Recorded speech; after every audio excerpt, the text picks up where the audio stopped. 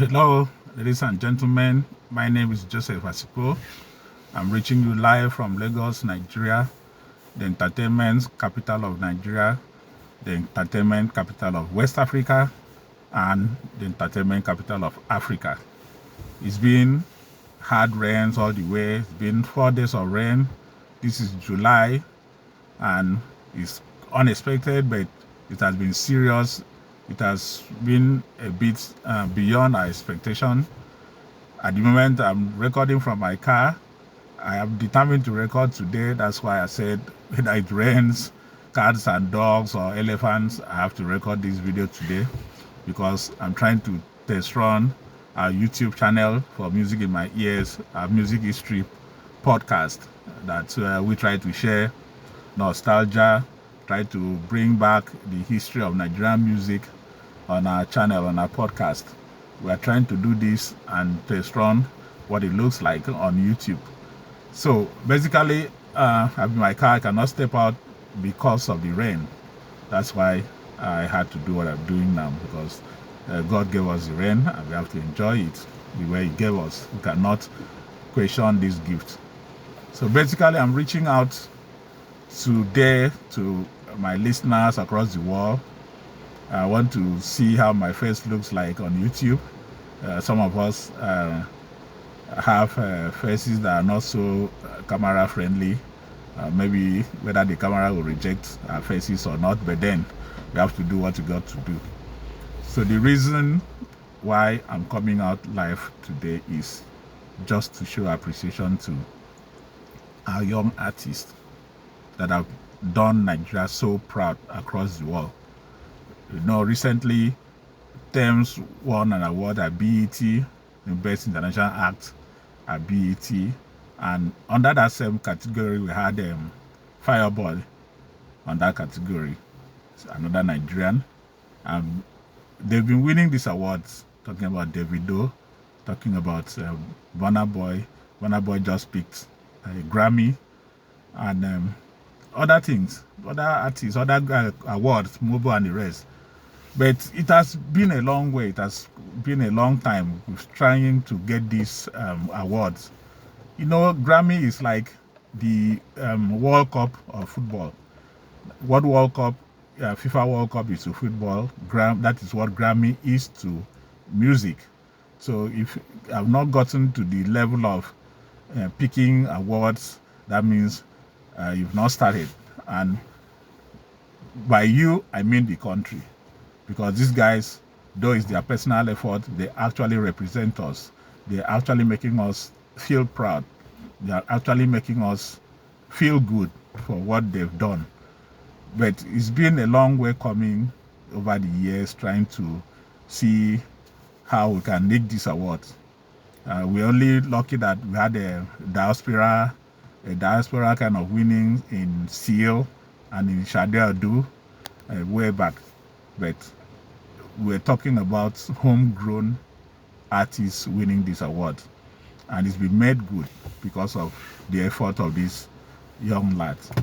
But I know it's way back that this thing started. For keen music followers and listeners and critics like us, I guess it's way back. You remember when Nice sang on Street Credibility that one day you will bring back, that we should trust him, that one day he'll bring back the Grammys, and when Soul E said that he will pick a Grammy before he turns 25. It looks funny then, but as far as I'm concerned, they were not talking about themselves.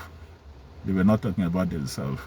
They were not in a position to win awards then because the environment, what was needed was not available. In my own reckoning, I might be wrong, but in my own reckoning, what was needed for them to pick awards at that time was not available. But my belief is that they spoke for Nigerian artists, and they spoke for their contemporaries, and they spoke for the upcoming artists that we are witnessing today. And they spoke for the country, as a matter of fact. They spoke for the country, as a matter of fact, because the glory is not only for them, but for the whole Nigeria and indeed the whole of Africa.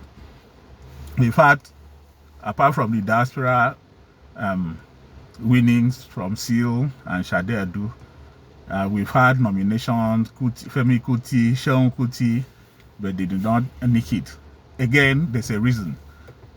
And that reason I can adduce to the fact that the base of the music form was not wide enough.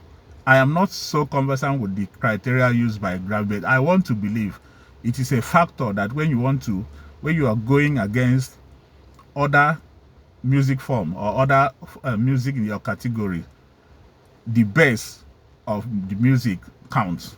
I don't know, but I want to believe, because for me, winning is not about it all.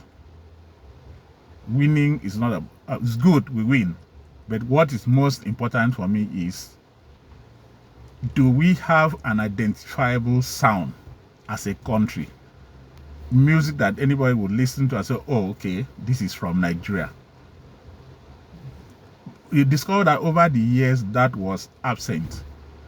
We had music, fantastic music everywhere, but it was a bit difficult for a foreigner listening to say, oh, this music is from Nigeria. We have juju music, we have Fuji music, we had high life that we share with our West African neighbors, but what was that unique Nigerian music? Where was what do we have as our own soukous that comes from the Congo area?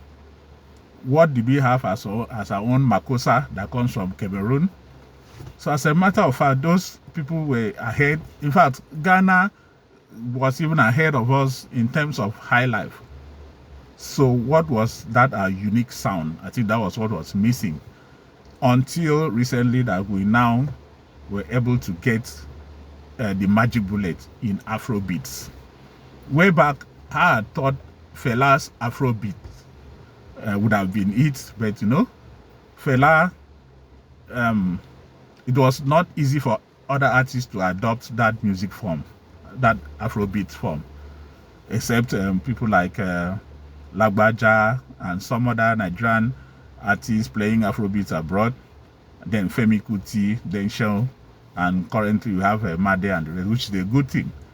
I had thought in the 1992, 93 and thereabout that if only other artists were able to adopt Afrobeat, that's Fela's Afrobeat, as a music form, probably we could have had that unifying kind of music, that music that is easily attached to Nigeria, but it did not happen.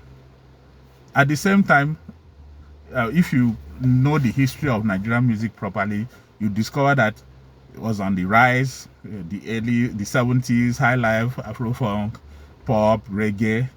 After that, the industry kind of went downstream, went downward slope, until 2000, mid-2000, as a matter of fact, that the revival came about. Then we're talking about Afro hip-hop and the rest, and that is when people like Nice came out, and P Square and other artists, they started coming out with good music, good vibes. And you know, there are so many people, so many things, the independent labels, the collectives and the rest, that propped up the music again. Even you have to give credit to even the Alaba people, the Ajegunle, you know, these guys propped up the music and brought it back to where we are right now. So way back then, before Nice and the rest, my own postulation was that if we had a unique sound that every artist can identify, can hook up to, would have had this Grammy thing early enough. I remember then the Jamaicans were doing so well, Shabba Ranks, Benny Man and the rest. They were all Elephant Man, they were all over the place, all over US, America, UK. All the artists were looking for them, for collabo, for duets and all that, because they had been able to transcend the original reggae team of Bob Marley, Peter Tosh and the rest, the Third Wall, into raga, then into something that other countries could buy, other music lovers could buy. That is why they were well sought after for collabos and the rest, but that is where we were lacking. So 90s, when Daniel Wilson came out with a song titled Omola KG. I listened to the song. I said, "Wow, this is where it should be going." I don't know how many people remember that song, but it was actually a duet with Gary Oku. I hope I got the name right. Lemi is an artist. He designed most of Fela's album sleeves and some other album sleeves for other artists. When I listened to that music, I said, "Wow, this is a fusion." Other artists could do this fusion, blending our own music, sang in Yoruba language with raga toast. I said, this was where we should be going. Then we had another duet between Blackie and Ese Agese. Ese Okoroke, Ese Agese. Then I think it was they remade High Five song, and the toast came in with. I said, well, if we are doing toast now and we are able to blend, these artists are able to blend toast with fuse toast raga with maybe traditional music sung in Yoruba, it could go places. Because one thing I know, when you are trying to play what Americans play, you will not go too far. But when you bring in your own vibes, something else, something they don't know, they'll accept you. That is why a lot of countries struggle, a lot of artists from other countries struggle to break into the American market because they are trying to ape the American artist. You know, and if you don't conquer American market, forget it, you cannot get anything. You cannot win the awards and the rest. But for me, like I said, it's more than beyond the awards. It's more like, what can we identify as our own sound as a country, as a people, as a culture? That has been my own drive as a music listener, as a music fan, as a critic, as a music history writer. That has been my own take, that we should have an identifiable kind of sound. So back then, when I listened to the like of Omola KG, the Daniel Wilson, I was, wow. That was the first time I took my pen to write an article about music. I said, okay, and that was exactly what I'm saying to this, what I proposed. That this is the kind of sound that we should be generating as a country and push it to the world. I wrote that article, but there was no way to publish. There was no internet. I intended to send it to Fame magazine, but I was not so sure how to go about it, whether it will get to them, because I was living in Calabar, a town called Calabar, which is way off from Lagos, where Fame magazine was published from. And for those that don't know about Fame magazine, that was the Google of Nigerian music. If you needed anything about Nigerian music, then Fame magazine was it. Even though we had a predecessor in Ladi Ayodeji's Beats magazine, you know. But I wrote, but there was no way to send, so I kept, then later discarded it. But that was how all this music writing thing came about to this moment. So, but I thank God that we've been able to progress from those days to Afro hip hop days, when we had the Nice, the P Square, and other acts, gradually incorporating Afrobeats, that has given us what we are enjoying today, that has made us happy. We might not have been so personally so in tune with some of the lyrics, the lewdness or stuff like that, but then somebody has told me before that music is not like civil service, that you say, okay, I have been directed to do this and this, or you are hereby directed to do this and this. You cannot direct an artist that I hereby direct you to sing like this and this and this, you know, and the artist will say, I am following your directives to sing this and this and this. This is what I've been able to sing. No, these guys are inspired. Whatever thing that inspires them, they come out with their recordings based on their inspiration. So it's left for us to enjoy or refuse to listen if we don't like. But one thing I must say, the music has been redefined. The lyrics are coming out better, the videos are better, and we have no choice than to applaud, than to enjoy what we are having. In that, let me just say, even though I've been saying before that my blog, my posting is basically non-technical, it's just for the fun, it's a chill out, it's an easy listening kind of thing for everybody to enjoy. There's nothing technical that I've coming in from an outsider position trying to look in, but that has not been completely true, because I have been involved somehow in the Afro hip hop era. I executive produced a recording 2007. That recording was never released because technical things. Then later we misplaced the files and the rest. Recently I got talking to the artist Gabriel Ashibi, his name. I call him Breeze because that was the name we were projecting then, though you may know him as Paparazzi now.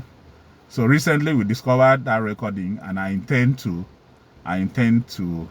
release it.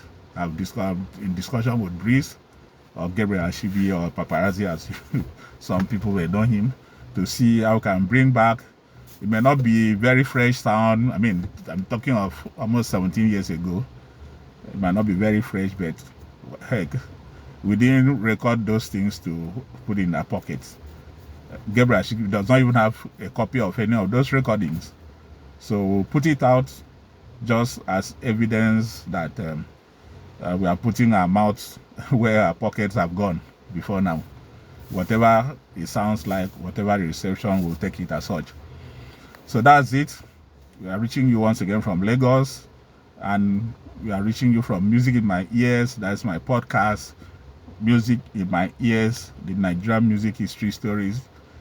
We are trying to share nostalgia. We are trying to document this, because sometimes you look back, there was no internet in the 70s, for God's sake. There was no internet. If you go, the newspaper houses, some of them are not in existence again. Maybe the radio people may not have the recordings, the music and the rest. So we are just trying to put these things together, not so much for money, whatever. And I know there are copyright issues, but most of the platform I use, like YouTube, like Spotify and the rest, these things, the rights are still retained by the right owners. So whatever thing that comes up, it still goes to the right owners as far as their music is concerned. But the most important thing is to document and leave it back, leave it to generations coming. And you know, a lot of these artists are now pastors. You know, most of them, Prisokoti, DZK, Felix Liberty just released a gospel track. They are now gospel artists, but well, we are not yet. They are non-pastors and gospel artists, but we are not yet pastors, so we will document for them, we'll keep it for them, for their grandchildren, and maybe when we become pastors too, we'll discard it. But for now, we'll keep on doing our best, documenting it. You know, that was just on a lighter note. So once again, anywhere you meet us, any platform you come across, Music in My Ears, kindly subscribe, listen, join us, support us, criticize us, whatever we'll accept. The most important thing is we'll try to improve day by day and see how we can source for information about the artists in the time past within our limited capacity and throw it to the world. So thank you so much for listening in, for watching this video. Thank you once again. Stay blessed.